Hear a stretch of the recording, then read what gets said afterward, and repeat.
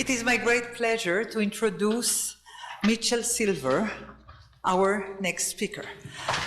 Dr. Mitchell Silver received his PhD from the University of Connecticut in 1980 and has taught philosophy at the University of Massachusetts at Boston since 1982. He is currently the cultural director of Kinderland and the educational director of the Yud Lamed Peretz School of Boston. Of Boston Workmen Circle School.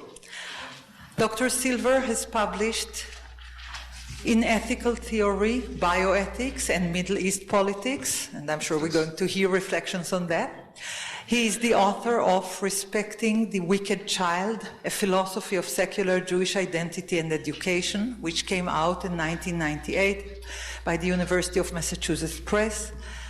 It is my honor to present to you Dr. Mitchell Silver. Please. A staple of contemporary Jewish folklore is the anecdote which depicts ideological secularist attitude towards religion. The tale has many variations. The Jewish communist who eats a ham sandwich in front of the synagogue, the kibbutznik who insists that he would work on Yom Kippur even though it happens to be his normal day off.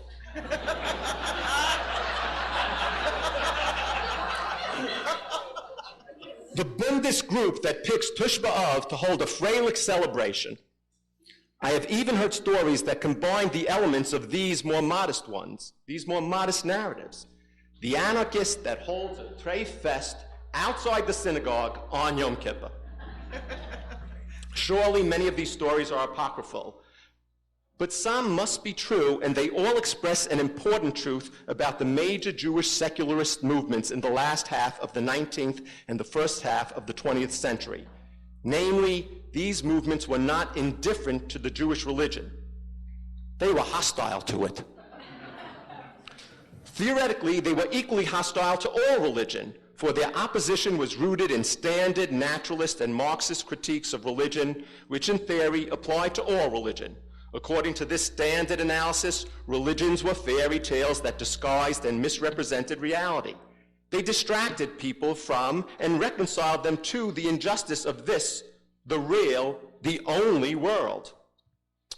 Yet one doesn't hear stories of Bundists going out of their way to party during Lent.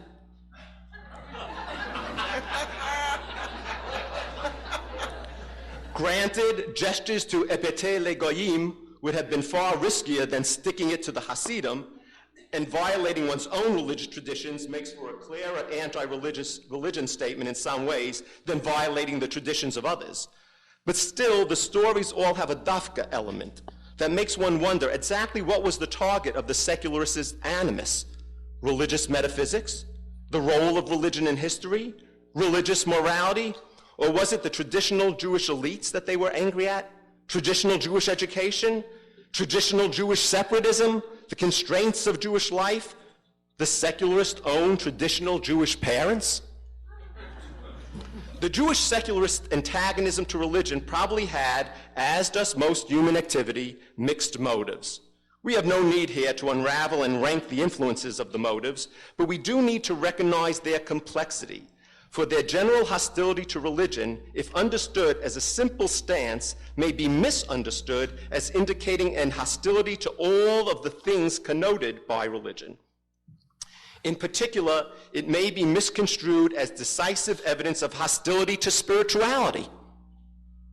This misconstrual would be seriously misleading, for although consideration of the secularist anti-religious stance is somewhat relevant to an assessment of the secularist attitude towards spirituality, it has much less bearing than one may suppose. The secularists were clearly opposed to religion, but whether that included hostility to what today passes as the spiritual or spiritual concerns cannot be unambiguously determined from the rhetoric and the enunciated principles of the secularist. Spirituality as a concept had not the vogue it has today. Today one might say, as Joe pointed out, I am spiritual but not religious. This was a sentence unlikely to be uttered a century ago. Uttered, it would not, without glossing, been understood. Hence, the secularists did not explicitly address themselves to our concept of a spirituality. We must infer their spirituality or lack thereof from their general talk and action. The great Jewish secular movements of the epoch, unlike the God of Israel, were not one. Although the Jewish secular movements shared many characteristics, evolved in response to similar social forces, and often had origins in the same cultural legacy and historical memories, they must be distinguished one from another. The first important distinction to be made is between the secularisms proper and modern liberal religious movements. Both groups of movements were responses to modernity and European history, but the Jewish liberal religious movements arising in Germany in the early 19th century and eventually spawning Reform, the historical school, conservatism, Reconstructionism, humanistic Judaism, and ethical culture had a different dialectic than the Jewish secularisms whose origins were half a century later and hundreds of miles further east in the Polish and Russian heartland of the impoverished Yiddish-speaking Jewish masses. Eastern Europe is the soil from which Jewish socialism, Yiddishism, Bundism, and Zionism grew. The liberal religious movements did not, as the label makes manifest, reject religion, and so, a fortiori, did not reject spirituality. Indeed, one can interpret parts of their programs as attempts to highlight and stress the spiritual elements in traditional Judaism. I will speak no more of them.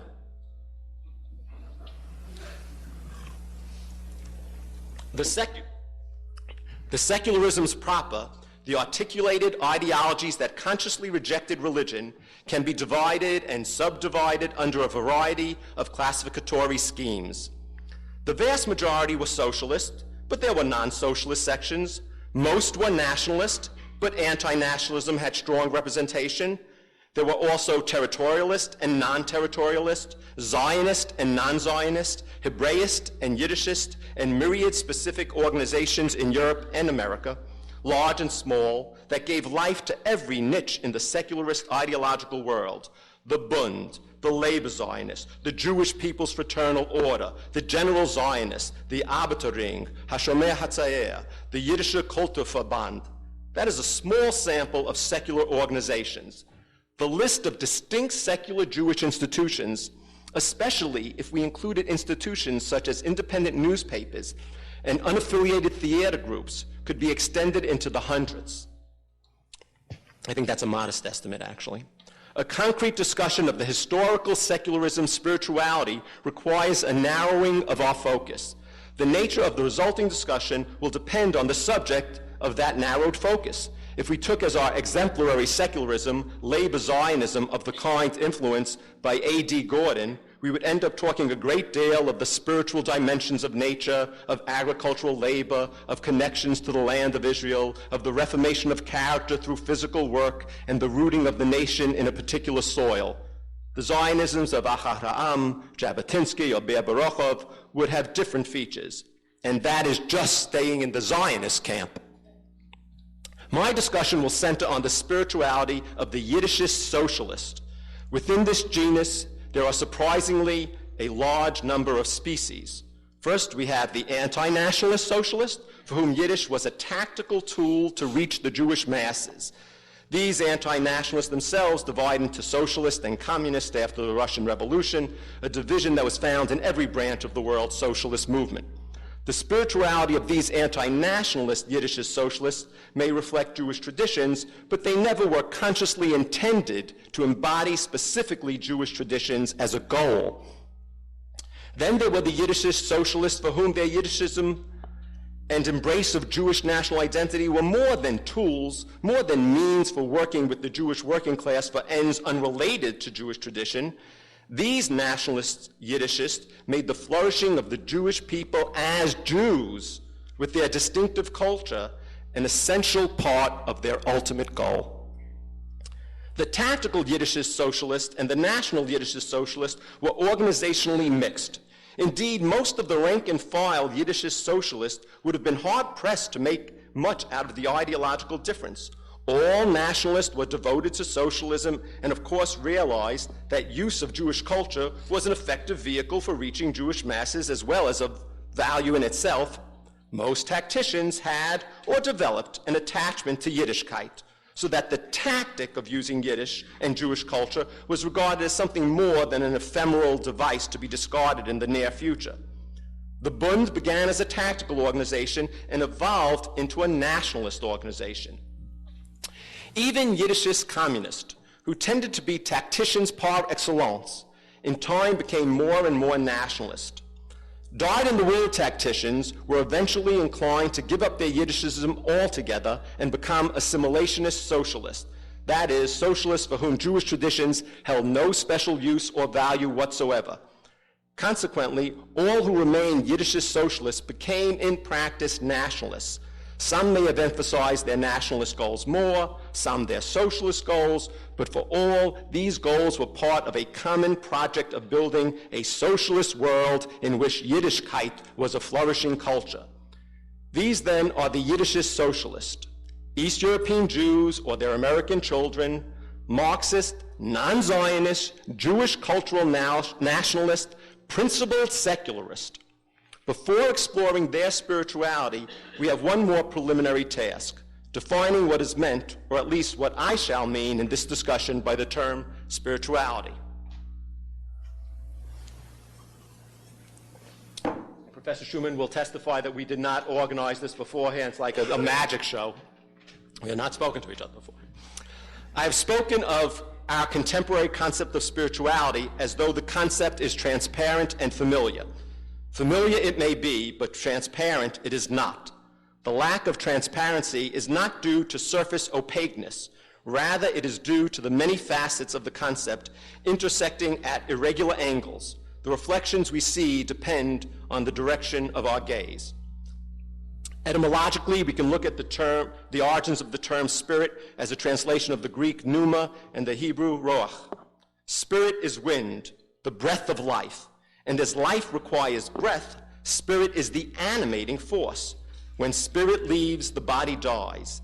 There is spirit and there is flesh. As spirit is air, it is also lighter, less dense, less material than other things of this world. Flesh and matter decay. Spirit is the immortal part. Immortality is the essential attribute of the gods, and so spirit is associated with the divine.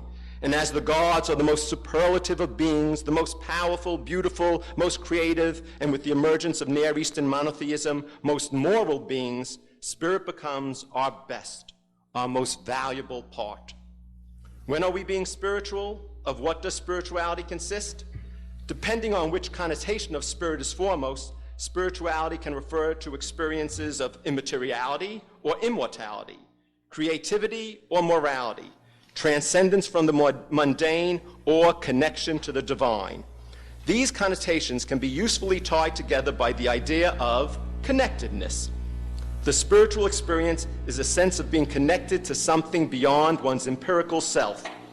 The nature of the spirituality is determined by that which one is connected to, the intensity of the spirituality by the intensity of the connection.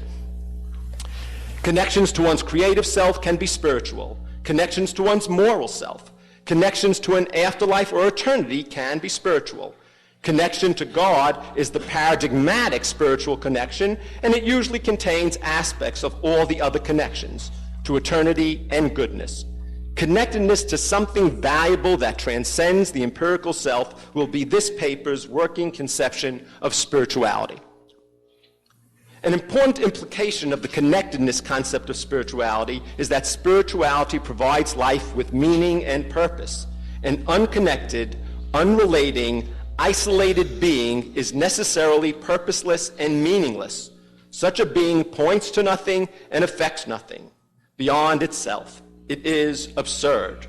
Experiencing oneself as isolated, purposeless, or absurd is the very antithesis of a spiritual experience. Disconnection is the very death of the spirit. We are now prepared to examine the spirituality of the secular Yiddishist socialist. They may have felt unconnected to God, but their movement was replete with connections that gave their life meaning and purpose. If their beliefs couldn't connect them to eternity, we shall see that they did connect them to the long arch of historical time. If it did not take them completely out of body, we shall see how it connected them to their less material values and concerns. And if it did not connect them to the absolute moral perfection of the divine, it did connect them to a vision that justified their lives and whose realization would serve as their salvation. We begin with the morally shallowest but psychologically most profound spiritual connection of the Yiddishist socialist, the connection to their parents and the world of their parents. Yiddish, the Mamaloshin, was the core of the Yiddishist nationalism. Their Jewish identity depended heavily on the language of their childhood. If rejection of their parents' religion was partly a rejection of their parents, embracing their parents' language must be viewed as partly an embrace of those same parents.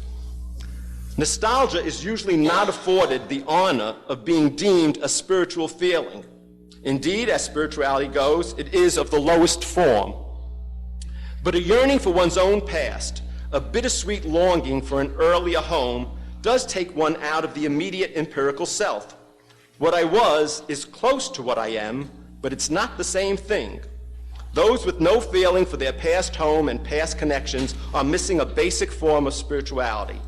The Yiddishists had this form in abundance. Not only was their Mamaloshin idolized, but the literature that affectionately describes shtetl life and characters was cherished. More than any Marxist or Leninist tract, the writings of Shalom Aleichem and Yud Lamed Peretz served as the scripture of the Yiddish secular socialist. But of course, Yiddish was also the language, at least until the last stages of the movements in America, of the Yiddishist socialists' own contemporary social lives. The connection to Yiddish was not just a connection to their childhood culture, it was also a connection to contemporary friends, family, neighbors, and community.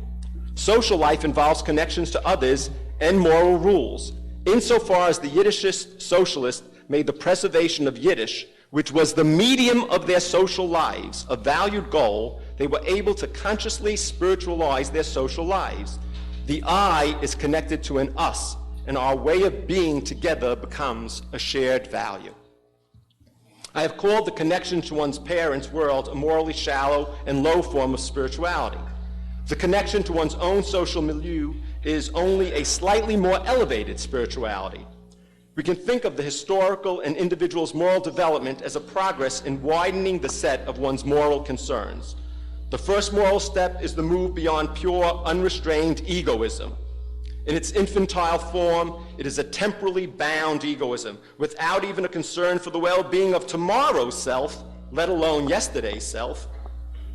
Only the present self's needs have motivational force. A more advanced egoism becomes prudential, balancing today's selfish needs against tomorrow's.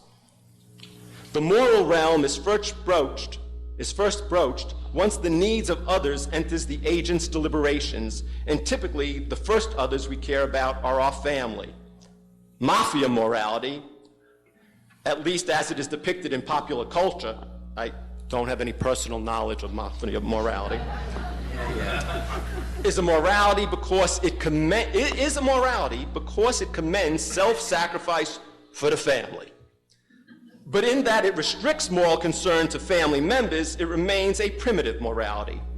Moral development progresses as friends, neighbors, countrymen, and strangers become included in the circle of moral concern. The circle widens. Spiritual development proceeds similarly. One mark of spiritual death is the breadth of one's connections. How different, how far off in space and time are the others one feels connected to? It is no devaluation, let alone a condemnation of the spirituality of the Yiddish socialist Yiddishkeit to note that one aspect of it was very primitive, albeit psychologically powerful. Spirituality of connection to the closest and most familiar others. First one's past self as other, then one's family, then one's personal social world. The fact that this is a constrained and morally shallow spirituality does not mean that it is a weak spirituality. The bonds tying the Yiddish socialists to their near relations may have been short, but they were strong. In countless ways, the Yiddish socialists were moved to reinforce their connection to the world of their parents and celebrate their common Yiddishkeit. They created schools to pass on the language and its ambiance.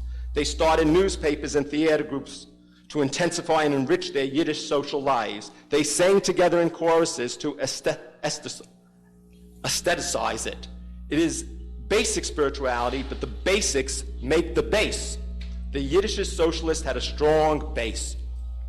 The Yiddish socialist spirituality was not limited to this solid but small foundation.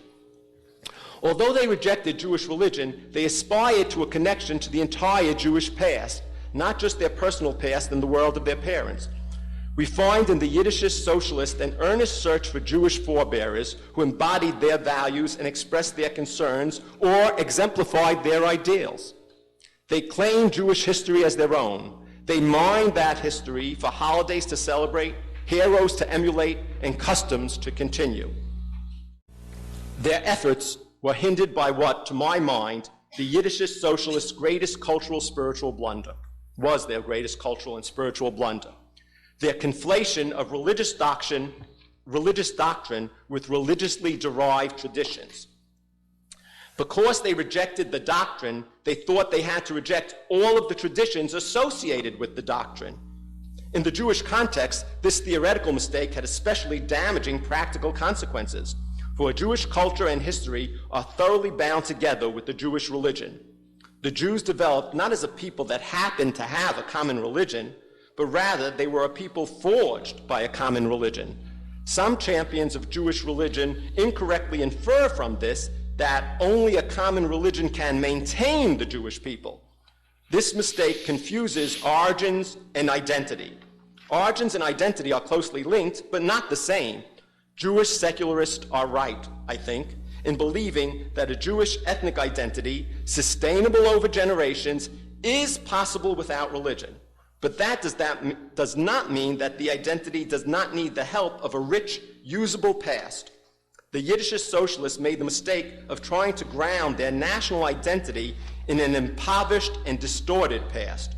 Purging Jewish culture of everything that has religious origins and connotations is impossible. The attempt resulted in a Jewish identity that was both malnourished and less than honest. The malnourishment came from foregoing the rich cultural sources the Yiddish socialists felt were too religious. Yom Kippur, Rosh Hashanah, Tish B'Av, Simchas Torah, Shabbos, Kashrut, the entire Talmud and rabbinical literature, and much more were all discarded, leaving only scraps from the Jewish tradition to feed on. One paragon of Yiddish socialism, Chaim Zhidlovsky, recognized at the dawn of Yiddish socialism that this emerging tendency was a great mistake. In 1904, Zhidlovsky warned against the abandonment of all religious traditions in the name of usurping, I'll say, because I can't say it, usurping free thinking. And I now quote from Zhidlovsky. If we are dissatisfied with the joyous bonfires that our skeptics lit in honor of free thought, it is not because we have gone back to believe in supernatural beliefs or the contents of the Shulchan Aruch, but it is because the skeptics have tossed onto their bonfires so many things that should have not have been burned under any circumstances. That's in 1904.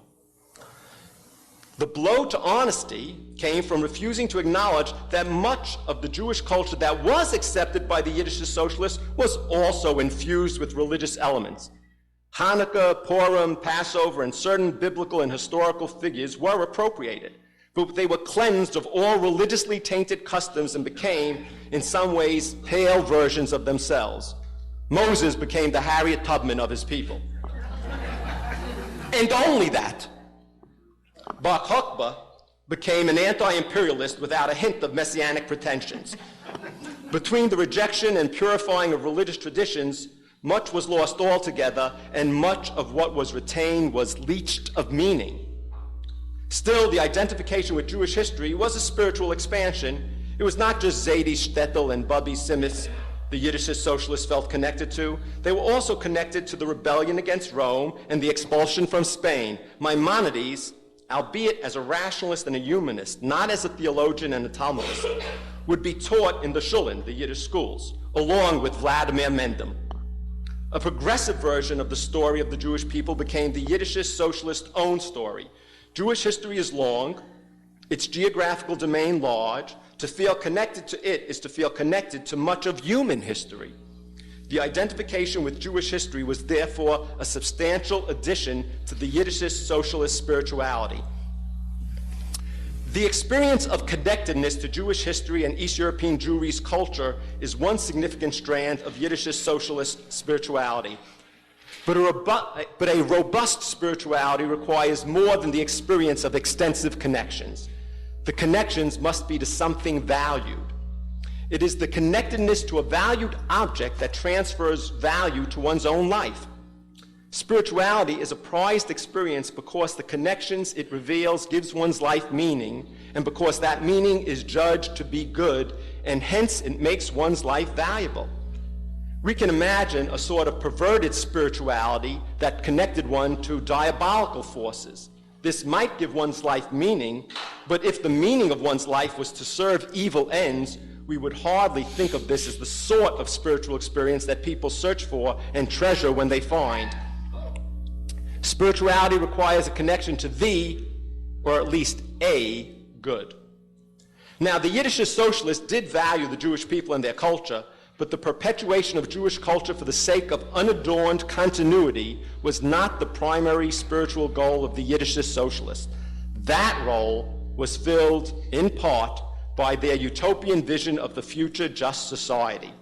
In that, the Yiddishist socialists, at least on one level, are indistinguishable from a host of socialists of different ideologies and nationalities.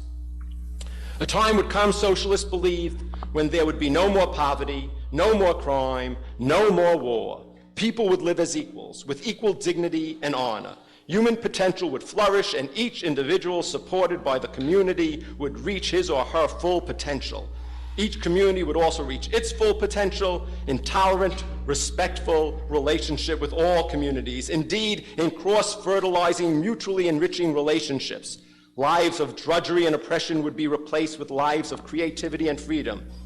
This is standard socialist utopianism, and it was a central element in Yiddishist socialist spirituality, as it was in other socialist groups. But on another level, this standard socialist utopianism had a unique dynamic in the Yiddishist socialist context. For among the Yiddishist socialists, the standard socialist utopianism became intertwined with traditional Jewish messianism. Nora Levin entitled her History of Jewish, not just Yiddishist, of Jewish socialism, While Messiah Tarried, thereby making explicit the judgment that Jewish socialist utopianism was a functional analog and perhaps historical outgrowth of Jewish messianism. Indeed, it is a commonplace to note that the origins of standard socialist utopianism are partially to be found in Jewish messianism. Jews long looked forward to a time when universal justice would prevail. Christian messianism, although partially derived from Jewish messianism, took on a much more individualistic cast. Salvation and redemption are individual in the Christian context. While individualized redemption certainly found a place in Jewish traditions, the center of the tradition was occupied by a concern with national, that is, communal redemption. So when the Yiddishist socialists looked forward to a reign of justice, their vision was not very unlike the hopeful vision of the Jews for centuries. If the yearning for the day when swords would be beaten into plowshares was a constituent element of traditional Jewish spirituality, then the yearning for a day when munition factories would be converted to schools was a spiritual element in the Yiddishist socialist spirituality. The canonical role that I.L. Peretz's writings had among Yiddish socialists is due largely to his illustration and elaboration of traditional Jewish messianic hopes and socialist utopianism. It is as if Peretz's writings were saying, see, this is what our people have always hoped for, always wanted, always valued. We socialists do not stray from the moral, the spiritual core of the tradition, even though, as enlightened rational moderns, we see a different way must be tread to realize those hopes. In Peretz's writings, we see most clearly that the Yiddishist socialists were not unaware that the ends they dedicated their lives to were no radical departure from their ancestors' goals. The Yiddishist socialists did, however, think that the means they sought to realize those ends were a radical departure from tradition. Instead of patience and forbearance, there would be urgent activism and resistance. Instead of a detailed analysis of holy text, there would be a detailed analysis of historical and political developments and the texts that analyze those developments. And instead of the punctilious observance of the mitzvot, there would be earnest daily application to the cause. If the tradition said you could not force the end, the socialist mode of life would be interpreted as a mobilization to do exactly that. But there are alternative perspectives with which to view the religious and socialist traditions. Besides the notion that the end could not be forced, the religious tradition was replete with ideas of what Jews could do to speed the redemption. If all Jews would only if all Jews would only fully observe 2 consecutive Shabboses, or become learned in Torah, or fulfill the mitzvah of justice, or if some sufficiently meritorious soul would plead their case in heaven, etc., etc., the tradition is full of claims that Jewish action can bring about the redemption. So Jewish practice always did include working toward the redemption as part of spiritual life. In this sense, socialist activism was not nearly as radical a departure from tradition as the socialists thought it was. On the other hand, socialist activism always was tempered by the belief that the times and history were the determinants of the hour of redemption. The official doctrine was that the socialist activists are assistants to those impersonal forces. The classic socialist metaphor likened the revolution and the advent of socialism to childbirth. Nature largely controls developments and timing, but a skilled, industrious midwife can smooth the delivery. So although it didn't endorse the quietism of traditional Jewish forbearance, this aspect of socialist theory did preach a certain patience, a reluctance to force the end, lest the midwife, in an ignorant attempt to prematurely coerce the delivery, harm the baby, and paradoxically, delay the birth. Again, the Yiddishist socialist practical relations with the idealized future is not quite the radical departure from Jewish tradition that they thought it was. If traditional Jews had to wait on God, the Yiddishist socialist, at least in theory, had to wait on history. I say in theory, because in practice, the Yiddishist socialists rarely reined in their activist agenda in deference to history's prerogatives. Their practice implicitly declared their faith that they were making history, that they were shaping the redemption. The most prominent manifestation of Yiddishist socialist spirituality was their daily work on behalf of the struggle for a just society. The picket line was their laying tefillin, the union hall their bet midrash, the chavarim their minyan, the propaganda speech their devar Torah. In the same way that a monk's discipline is living presence of his spirituality, in the same way that a pious traditional Jew observes halakha as a spiritual discipline, so Yiddishist socialists found a spiritual discipline in social activism. In the religious disciplines, the practice, although originally undertaken to realize God's will or salvation, typically comes to be valued in itself. Ultimately, the monkish life and the Jewishly observant life are not experienced as onerous burdens to be thankfully laid down when the journey is complete. The disciplines become valued in themselves. They are experienced as an intrinsically good way to live. And so with the Yiddishist socialist activism. It was not for the most part experienced as distasteful obligation, unpleasant chores that one was duty-bound to perform for the sake of the glorious end. Of course, there was some of that, but there was much more of joyful participation in the struggle. The struggle was work, but it was purposeful work, communal work, empowering work. The good that the Yiddishist socialists served and that made up much, if not more, of the value core of their spirituality than did the utopian vision was the struggle to get there. In the struggle, they could express themselves. In the struggle, they found their place in the community. The struggle gave purpose and direction to their daily existence. Their lives were worthwhile because the struggle was worthwhile. They were not absurd, isolated, selfish beings because they were part of a meaningful, social, universalist struggle. Few halakhically observant Jews would acknowledge that their way of life's value does not depend on the truth of Torah mishamayim, but for many observers it is obvious that the halakhic life is loved quite apart from any metaphysical grounding and would retain its spiritual value regardless of God's existence. Likewise, the Yiddishist socialists would not have said it, but even if the utopian vision was never to be realized, still the struggle to realize it was a good thing, an unalienating practice, a spiritual way of life.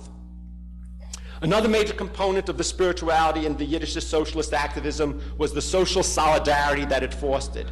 To begin with, the Yiddishist socialists were there for each other. They built networks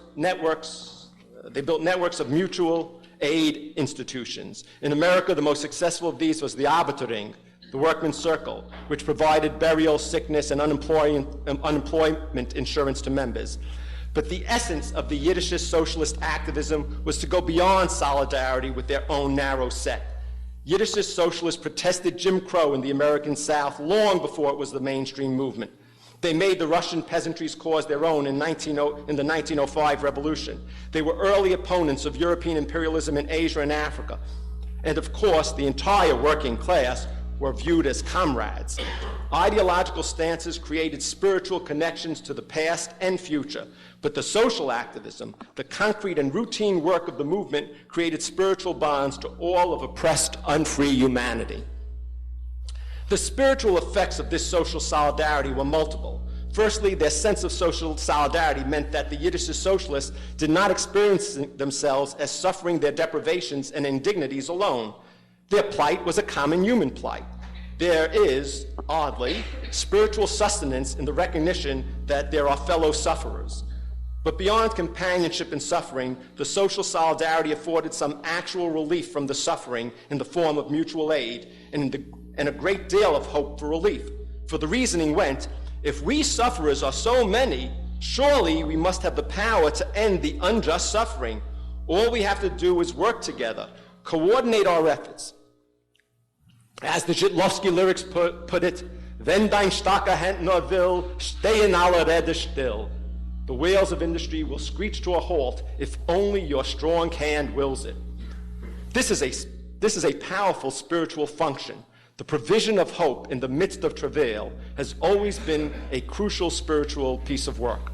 The Yiddishist socialists found that hope in history's long-run assurances, but also in their own experience of social solidarity. Finally, the social solidarity provided frequent and diverse outlets for the Yiddishist social activism. Their suffering was not passively endured. Instead of being objects, they were agents, creators, initiators. They were, in a phrase, more alive. The spiritual typically intensifies life, gives life more abundant.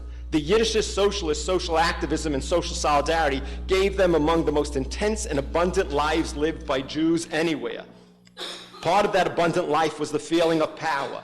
Traditional religionists can have a spiritual experience of power by vicariously participating in God's power and glory. For the Yiddishist socialists, that power and glory came from actively participating in the movement to emancipate the downtrodden masses. Wacht euch! Wake up! The Edelstadt song is a veritable resurrection, a rapture, a rising to the promised kingdom. But in Wacht euch, the rising up is not merely accompanied by the joy of being lifted by God's power, a power experienced at a remove, but rather the rising through one's own communal power. Es tot schon wacht euch, unser Enfant die Augen, der füllt euer eiserne Macht. It is daybreak, awake, open your eyes and feel your iron strength. Earlier, I said that the Yiddishist socialist was a genus, but I only distinguished two subcategories, the tacticians and the nationalists. Other important distinctions can be made along temporal and geographic divides. Yiddishist socialism had different features before and after the revolution in Russia of 1905, before and after the Bolshevik takeover in 1917, before and after the Holocaust, before and after Israel's founding. It was also not the same, even on a specified date, in all places. In 1937, Yiddishist socialism was not identical in Mexico City, Montreal, Vilna, Warsaw, and New York. Therefore, all that I have said above needs more or less significant adjustments to apply accurately to time and place. The distinction between those Yiddishist socialists who are communist and those who are socialist is a further divide that makes a difference when discussing Yiddishist socialist spirituality. And for some aspects of that spirituality, it makes a large difference.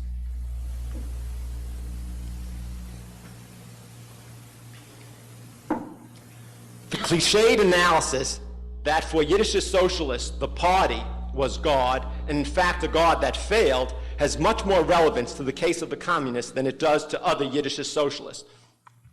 Most communists, including Yiddishist socialist communists, did indeed attribute to the party divine-like characteristics: infallibility, mysterious but absolute benevolence, deserving of complete obedience, demanding of personal sacrifice, the sole and indispensable vehicle of salvation.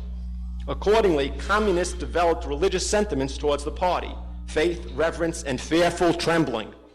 Most communists did have a loss of faith experience sometime somewhere along the line, notably after the 1939 Hitler-Stalin Pact, or the 1956 Khrushchev secret speech, or the Soviet support for the Arabs in the 1967 war, or for a tiny remnant with the collapse of the Soviet Union in 1992. Socialists never had this religious-like relationship to their party or parties, and hence no religious-like disillusionment with the party. But if we think of the failing God as not the Communist Party, but rather the vision of a just future with a place for Yiddishkeit and the socialist movement's capacity to achieve that future, then we may ask if all the Yiddishist socialist spirituality was bound up with a God that failed them. I would argue that their God neither failed them nor failed at all. Although some Yiddishist socialists, we have come to call them neoconservatives, came to view the socialist vision as naive and pernicious utopianism, and or to believe that the mere belief in a human movement's capacity to achieve that vision as hubristic overreaching that led to moral and political depravity. This was not, however, the judgment of most Yiddishist socialists. For most Yiddishist socialists, the vision of a just society, organized cooperatively to serve all people's needs equally, remained among their highest ideals. Moreover, although many such Yiddishist socialists no longer view the industrial proletariat as marching towards an inevitable and imminent socialist revolution, they have not lost hope that organized social movements can bring progressive change. Their God, like the best of humanity's gods, has not failed, but evolved with their devotees' growing understanding. Even the aspect of the Yiddishist socialist project that looks most doomed, their hope for a flourishing Yiddishkeit, can be refashioned rather than abandoned. It is true that here the required evolution needed to save the ideal is radical. A living mass culture with Yiddish as its mamalotion is not in the cards. But insofar as the nationalist ideals of the Yiddishist socialists extended beyond the Yiddish language to include an ethnic identity grounded not in theism or in doctrinaire rabbinism, but rather in the historical experience, customs, values, arts, and literature of the Jewish people, then it is far from clear that there is no hope for their ideals. Not only are the Yiddishist socialists' broad ideals of justice and social change still viable, so too is their general ideal of a secular Jewish identity. Some former Yiddishist socialists may feel that they have wasted their lives, but the majority do not feel that way, and are right not to feel that way. Unser Gott lebt noch. Frankly, trying to show that the Yiddishist socialists were both highly spiritual and employed some very traditionally Jewish forms of spirituality is a bit like shooting fish in a barrel. I have done no more than articulated what any observer must have sensed. So I wish to conclude by asking a bit more controversial question. As a form of Jewish spirituality, what were the Yiddishist socialist strengths and weaknesses relative to other forms of Jewish spirituality? The most prominent relative weakness have been implicit in our discussion. The Yiddishist socialist secularism puts a limit on the value and extent of the connections comprising its spirituality. Secularism can take you to other people and times, but by definition, it stays in this world. No other worldly connections, nor any metaphysical grounding. God gives ultimate and absolute grounding for one's being and purpose. Yiddishist socialist spirituality can define a good life and goals worth pursuing, but God gives ultimate and absolute value. Yiddishist socialism could never match the emotional security such metaphysical and moral grounding provides. Nothing defeats despair as completely as a sincere faith in a good and loving God. Moreover, unlike the faith of Yiddishist socialism, religious faith can better withstand the vicissitudes of lived experience. Not claiming to be about verifiable events of this world, nothing that happens in this world strikes at religion's foundations with irrefutable force. But if Eric Fromm is right, and the essential development of Jewish spirituality is the ever-deepening understanding of what the full rejection of idolatry entails, then, in important ways, Yiddishist socialism proves to be a very powerful form of Jewish spirituality. For although Yiddishist socialism may have made a false god out of some doctrines and organizations, its overarching tendencies shrank from worship altogether, or at least that is where it ended up. The living ideological legacy of the Yiddishist socialist is a non-dogmatic pluralism. No single value is made absolute. No doctrine is an unquestioned article of faith. Ideals remain, but none are a god. Principles are honored, but none are beyond questioning. The realities of the world are acknowledged, but no unjust status quo is submitted to as divine will or natural law. Moral living, political progress, and some strategies command loyalties, but no programs are sacrosanct. The refusal to be worshipful may be Yiddishist socialist's most lasting and most Jewish contribution to the human spirit.